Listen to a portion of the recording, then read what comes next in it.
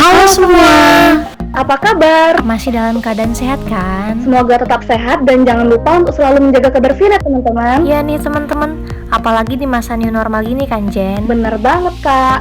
By the way, kali ini kita ketemu di Onakum, obrolan anak hukum. Ngobrolin hukum sambil nyantuy. Episode 2. Ada aku, Rizkinda Pratiwi, dan rekan aku. Aku Jenny Kartika Zega. Tentunya dengan narasumber yang kece banget dari bidang Diklat KPS FHU Sudong Jen. Wah, siapa tuh kak? Siapa lagi dong kalau bukan Bangda Aulia Komaru Jaman. Halo Bang Aul. Halo semuanya. By the way nih ya, Bang Aul ini adalah Kepala Bidang Diklat KPS FHU nih. Dan ada juga Kevin Daniel dari bidang yang sama. Halo teman-teman. Halo Bang Kevin. Hai Kevin. Hai. Jadi sekarang kita udah lengkap nih ya. Di podcast kedua kali ini, Onakum akan membahas tentang pemenuhan hak-hak warga negara dalam pemberlakuan karantina wilayah. Kita sebagai warga negara harus paham betul dong ya tentang ini. Iya bener banget. Apalagi di masa pandemi ini, pemerintah mengeluarkan kebijakan-kebijakan baru. Tentu kita harus tahu dong tujuannya apa dan gimana dampaknya kepada kita sebagai warga negara. Bener kak, oke deh kalau gitu yaudah langsung aja yuk kak. Kita sama-sama dengar penjelasan dari narasumber kita yang pertama. Dipersilakan kepada Bang Alul yang hitam manis. Menurut Jenny. Mantap. Halo Tiwi. Oke, bisa aja sih kalian. Oke, terima kasih buat Tiwi dan Jenny selaku moderator yang gak kalah manis dari aku. Oke, langsung aja ya kawan-kawan. Kalau dalam menangani pandemi COVID-19 ini ada beberapa pemerintah daerah yang mengambil langkah inisiatif, yaitu karantina wilayah. Nah, karantina ini memang bisa dipandang sebagai bagian ikhtiar pencegahan penyebaran virus COVID-19. Namun, sebenarnya langkah tersebut justru keluar dari jalur yang sudah diatur dalam Undang-Undang Nomor 6 Tahun 2018 tentang karantinaan kesehatan. Seperti itu, Jen. Kalau tentang teknisnya nih bang, pelaksanaan karantina wilayah ini gimana sih bang?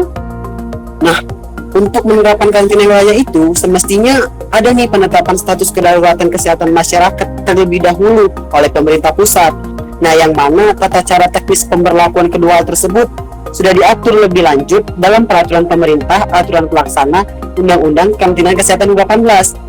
Nah, namun Jen harus diingat juga nih kalau sebenarnya Pemda dapat menyelenggarakan diskresi dalam keadaan mendesak yang di saat yang sama nih harus juga mengambil tindakan dan langsung memberlakukan ketetapan-ketetapan dan kebijakan di daerahnya dengan otonominya guna memutus mata rantai penyebaran wabah penyakit ini. Nah, sesuai dengan ketentuan Undang-Undang Nomor 30 Tahun 2014 tentang administrasi pemerintahan. Seperti itu, Jen. Kalau menurut aku sih nih ya bang, kalau dalam melaksanakan diskresi sih Pemda mempunyai otonomi khusus dan tentunya harus disertai dengan kebijakan-kebijakan yang baik ya bang. Kalau menurut bang Kevin nih, Kalau menurutku ya, sebenarnya gini, kan pemberlakuan karantina wilayah sendiri ini, seperti yang kita ketahui itu hanya dimungkinkan sejauh pemerintah kita ini telah memiliki bahan-bahan pertimbangan yang lengkap gitu terkait aspek-aspek epidemiologis, besarnya ancaman itu, efektivitasnya, dukungan sumber dayanya, teknis operasional, terus pertimbangan ekonomi dan lain-lain deh, banyak yang harus dipertimbangkan gitu. Jadi dengan begitu pemerintah kita juga harus memiliki dasar kajian yang kuat tentang korelasi antara pola kesehatan penyakit dan dengan populasi masyarakat yang untuk mencegah sebab akibat dari COVID ini gitu. Wah, berarti pemerintah punya banyak aspek yang harus dipertimbangkan dengan matang ya, Jen? Iya tuh kak, karena ya semua kebijakan yang dikeluarkan harus sesuai nih dengan kebutuhan warga negara. Oh ya bang, kita kan ini kemarin udah di karantina nih. Banyak banget aktivitas sosial kita yang dibatasi oleh pemerintah. Jadi itu gimana bang terkait hak-hak kita yang harus dipenuhi? Nah, begini Jen, meskipun kan ya kita di karantina kayak gitu sama pemerintah, sebenarnya dalam undang-undang terkait ada di pasal 7, pasal 8, pasal 39, pasal 52, pasal 55, serta pasal 79 Undang-Undang Karantina Kesehatan 2018, serta pasal 8 junto pasal 5 Undang-Undang Nomor 4 Tahun 1984 tentang wabah penyakit menular atau Undang-Undang Wabah Penyakit Menular tahun 1984. Nah, di situ Jen, ada hak kita nih sebagai warga negara yang wajib dipenuhi oleh pemerintah pusat maupun pemerintah daerah beserta instansi-instansi terkait saat terjadinya wabah penyakit menular ini. Nah, situasi kedaruratan kesehatan masyarakat ini yang berada dalam situasi karantina wilayah dan maupun karantina rumah maupun dalam status PSBB yang meliputi 1. Ada hak untuk mendapatkan pelayanan kesehatan dasar sesuai kebutuhan medis. Lalu ada hak mendapatkan kebutuhan pangan dan kebutuhan untuk bangsa dan lainnya lah. Lalu ada hak memperoleh perlakuan yang sama dalam penyelenggaraan karantina kesehatan. Lalu ada hak mendapatkan pemenuhan kebutuhan hidup dan makanan hewan ternak oleh pemerintah, yang mana pelaksanaannya melibatkan pemerintah pusat, pemerintah daerah, dan pihak-pihak terkait seperti itu sih, Jan. Wah, cukup lengkap juga ya Bang Aul, sampai hafal gitu pasal-pasalnya. Hebat Bang Aul ini, memang gak sia-sia bah cewek yang dapetin Bang Aul ini. Iya kan Bang? Siap. Kalau menurut Bang Kevin nih, apa ada hak lain Bang? Nah, begini, bagi setiap orang yang datang dari negara atau wilayah kedaulatan masyarakat, ia berhak untuk menerima pelayanan dari pejabat karantina kesehatan. Apa aja pelayanannya itu? Yaitu pelayanan penapisan, pelayanan kartu kewaspadaan kesehatan, pelayanan untuk memperoleh informasi tentang cara pencegahan, pelayanan pengambilan spesimen, rujukan, dan juga isolasi. Juga, ia juga berhak untuk mendapat ganti rugi apabila ia menerima kerugian harta bendanya karena upaya penanggulangan wabah ini, dan mendapatkan informasi kekarantinaan kesehatan sebagai upaya pencegahan dan pemberantasan masuk dan atau keluarnya kejadian yang dapat menyebabkan kedaruratan kesehatan masyarakat itu sendiri. Jadi gitu ya, jelas banget ya. Oh ya, kan hak-hak tadi mutlak untuk dipenuhi tuh. Jadi gimana sih penerapan karantina wilayah yang benar itu biar hak-hak tadi terpenuhi, Pin? Terkait dengan hak nih, kekarantinaan wilayah itu seharusnya dijalankan dengan tidak mengabaikan pemenuhan segala hak-hak warga negara, seperti yang telah kita sebutkan tadi gitu, dengan dalih apapun, termasuk dengan dalih pemberlakuan status darurat sipil berdasarkan Perpu 23/1999 tuh. Jadi nggak bisa tuh, karena hal itu malah yang menyebabkan salah penerapan hukum atau maladministrasi dan juga memberangus hak sipil politik warga kita.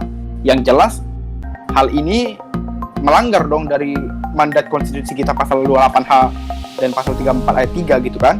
Juga melanggar Undang-Undang Karantina Kesehatan 2018 dan juga Undang-Undang Wabah Penyakit Menular gitu.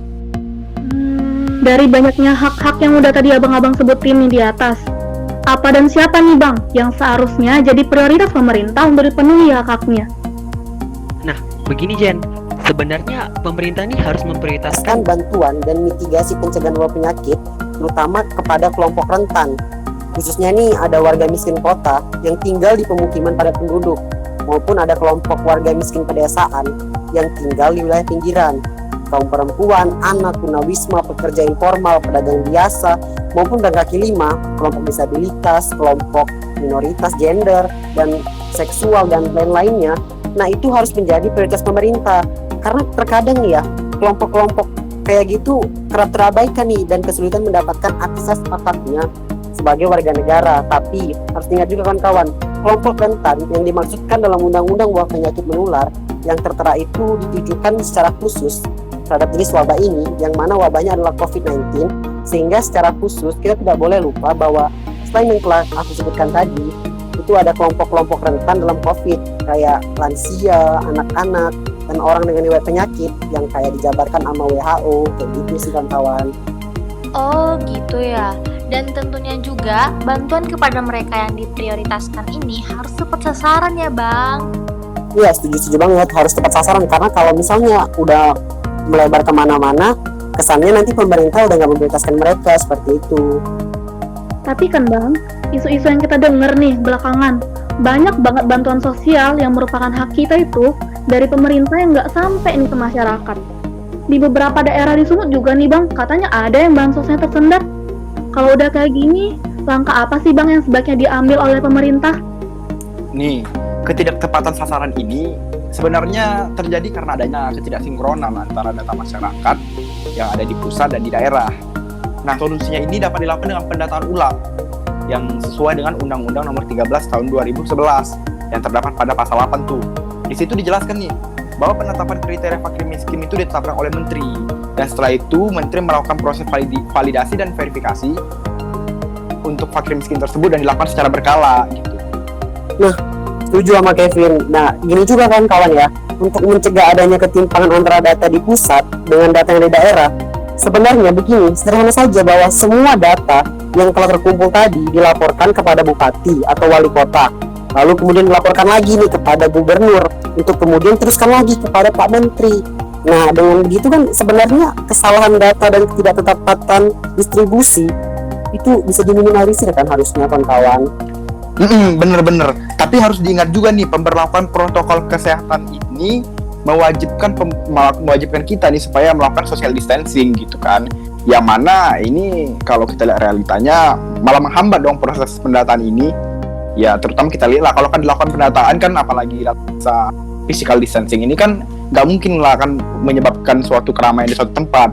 Kan itu yang pengen kita hindari gitu kan. Jadi kalau menurut kami sih memang paling bijak itu kalau pemerintah melakukan pendataan secara tidak tatap muka. Contohnya bisa dilakukan secara online gitu dan terpadu. Saya rasa itu sudah cukup bijak sih kalau pemerintah kita mau melakukan hal tersebut gitu. Iya, benar tuh. Dan yang paling penting nih, dukungan dari setiap instansi pemerintah terkait juga sangat diharapkan, apalagi di masa pandemi gini. Betul kan, Jen?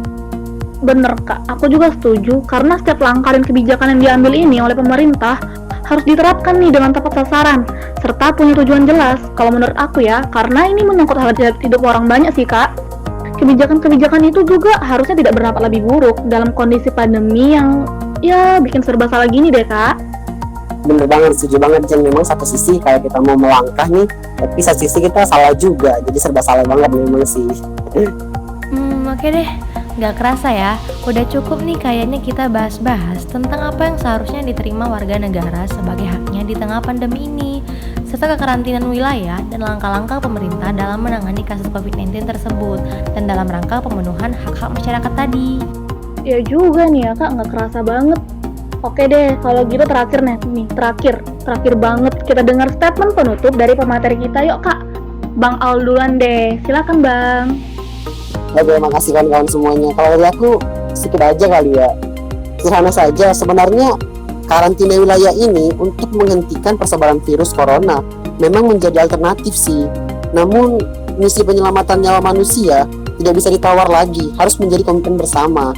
Nah, sedikit pantun nih buat kawan-kawan. Boleh nggak nih? Waduh, boleh banget Bang Aul. Boleh nih ya. Ini dikirain nih. Ambillah papan, bawalah paku. Cakep. Paku dipukul dengan tembaga. Maafkan salah-salah kataku, namanya juga manusia biasa. Mantap. Wah, pantunnya cakep banget Bang Aul, kayak orangnya. Mantap banget. Oke, sekarang untuk Kevin Daniel ada yang mau ditambahin nggak, Vin?